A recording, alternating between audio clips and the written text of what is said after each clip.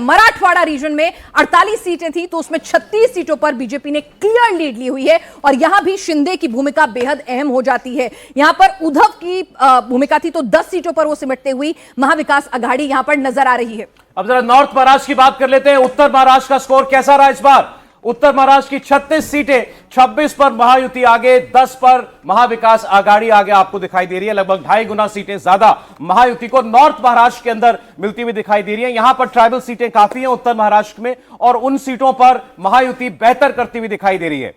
पश्चिम महाराष्ट्र की बात कर लेते हैं, वेस्ट महाराष्ट्र, जहां पर प्रभाव है शरद पवार का और माना जा रहा था कि शरद पवार बहुत सारी सीटें यहां से निकालेंगे, लेकिन हुआ उल्टा।